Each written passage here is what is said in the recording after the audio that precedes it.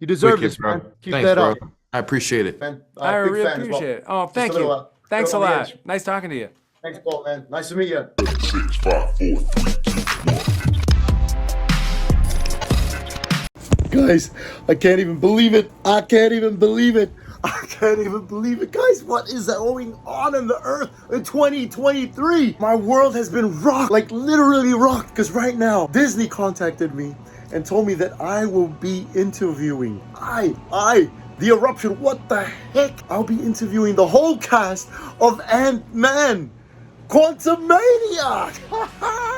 Because Disney, thank you so much. Disney Philippines, maraming salamat, man. Oh, wow. Oh, diba? Look at this. We're ready. We're ready.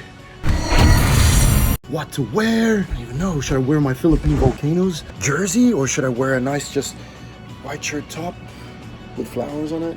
Yep. Or my, represent the Philippines with my Filipino flag jersey. Eric. Yes. That's Disney calling. Yes, yes. Disney calling, Disney calling. Hello, man. He's definitely hearing things now, Eric. Yeah. Oh my gosh. I can't even believe it. What just happened? It's Jonathan Majors. I'm a real big fan of his work. Knowing that I was gonna interview him, I watched like several movies of his, and he's a great actor. Guys, this just feels so surreal, and I just want to tell you that my heart is pumping and humbled for this opportunity to just, interview some of the most famous people in the world. Jonathan Majors, and now we interview the director, Peyton Reed. Gosh, so here it is. I think I'm getting summoned. Here we go. And first off, congratulations on your huge role, your transformation. It's inspiring, as well as an athlete myself representing rugby here in the Philippines. Wicked. I just want to go through what was your mindset going into that transformation, knowing that you're going to come in and fill up these roles, especially your previous role. You got another movie coming out in a month or so, and then now in Quantumania as Kang. Really, it really connected to, I've always wanted to be an actor, and, very few times do you get the opportunity to really take it there, that the script requires you to take it there. So I viewed it, just from my athletic background, it was a bit of a marriage. I viewed it as a challenge. Could I get myself in the shape to appear and feel and be perceived as a real cosmic multiversal threat? And of course, as you know, as you mentioned, Kang is a part of essentially a triad of very physical roles that I had to play. I had the opportunity to play. And so, yeah, it's that mentality that gets you in that gym and makes you eat that food and force yourself to sleep, that whole thing. It's a big part of it, yeah. That's awesome. So that was your mindset. Hey, fulfill the role, bring you to the character type of thing. That's the other thing. There's a little part of you that's still that little kid that doesn't want to get in trouble.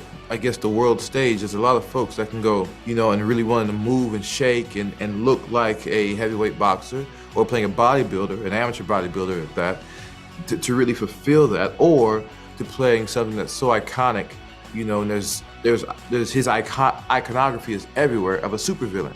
You want to fulfill that, and you want the people that have hung their ambitions and hopes and dreams and aspirations on the ideas of these superheroes and supervillains to see that and go, oh my goodness, that's it. Amazing. I really appreciate your time, Jonathan. We got to wrap it up. Sorry it's so small of a time, but thank you. And props to your career so far.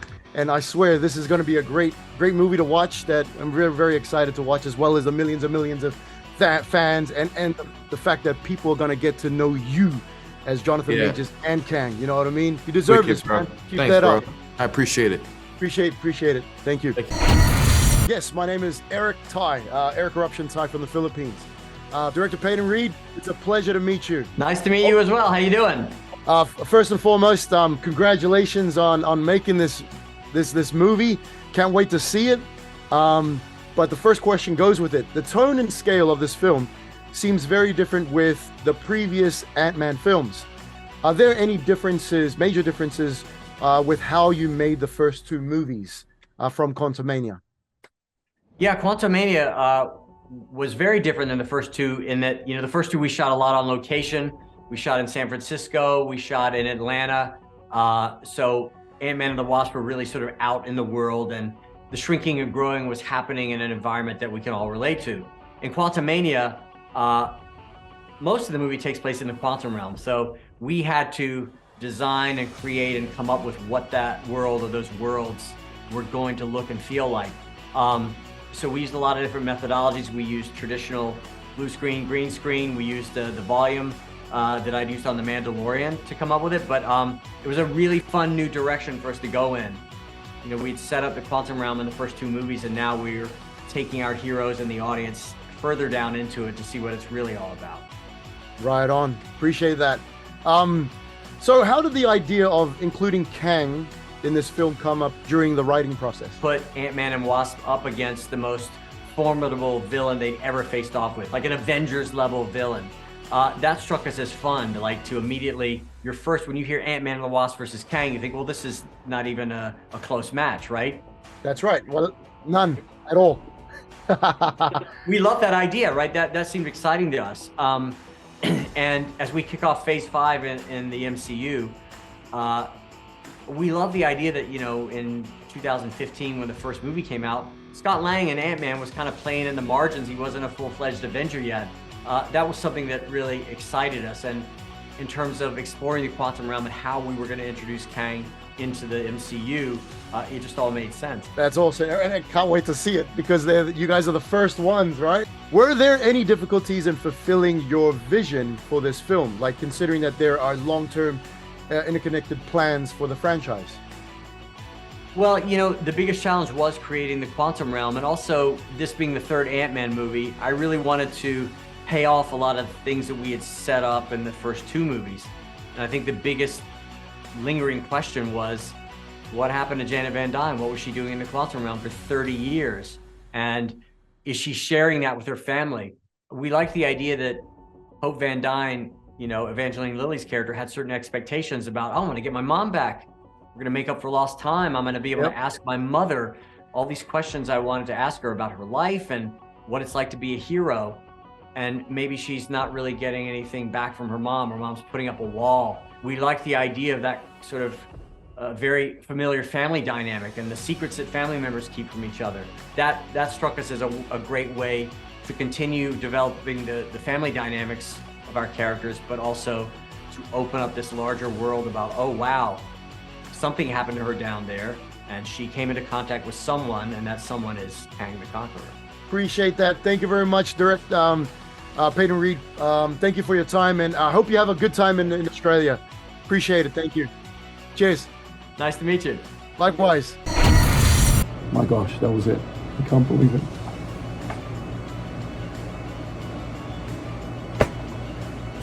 I was Jonathan Majors and director Peyton Reed.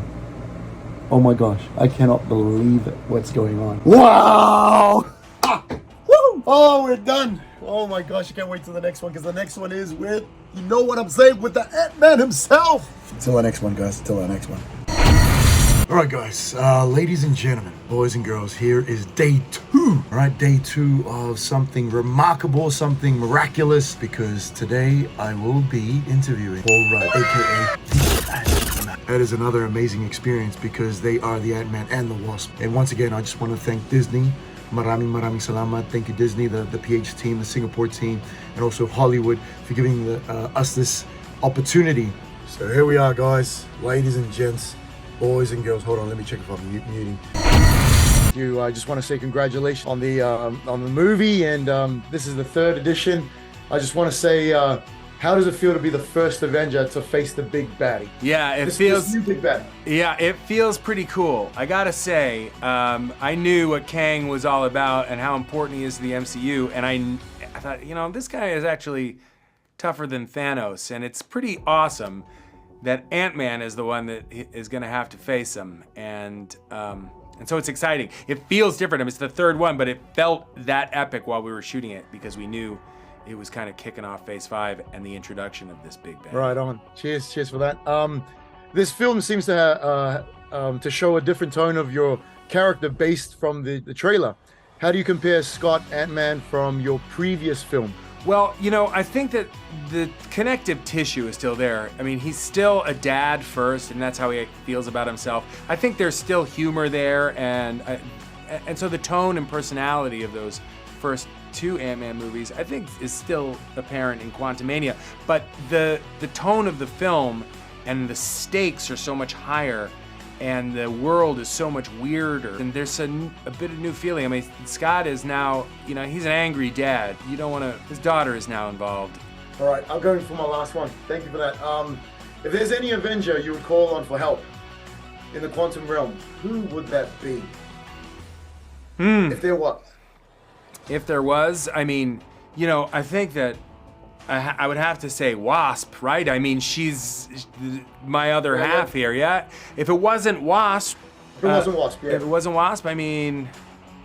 Seems like Doctor Strange has done some pretty cool things in some different realms. So maybe, yeah. I feel like I'd have a few of them on speed dial, so I might just try him. Oh yeah, okay, just got to wrap up now, but Paul, just want to say thank you, and I big really fan as well. appreciate it. Oh, thank Just you. Thanks a little on the lot. edge. Nice talking to you. Thanks, Paul, man. Nice to meet you. Cheers. Bye. All right, here we go once again, guys. Hey, brothers and sisters, just finished church. I just want to say, hey, thank you, everyone that was part of this, working behind the scenes and getting Disney and Marvel to you know, do this interview. And words can't express like how grateful I am. You know, this experience, this opportunity, this privilege does not come every day. Actually, it comes once in a blue moon or a lifetime. So to interview people, Hollywood stars, directors at this level is like something like I can't even explain. Like, I'm just thankful. And I want to say thank you to all those that made this possible. You know who you are, and the team, Jess from Disney, that picked me, you know, like what, of all these people, you know, to be picked, and like I'm just humbled, and I just want to say thank you once again. And if I say thank you too much, it's just how I feel right now. One message before I go is 90% of things that happen in your life comes by showing up. So we gotta show up. And be there, right place, right time, right frame of mind, and just stay ready, because you don't know when these opportunities will come. You just gotta be ready. All right, so anyway, guys, thank you. Hit that like, subscribe if you want, and stay cool, stay fly, and keep doing your thing. Catch us.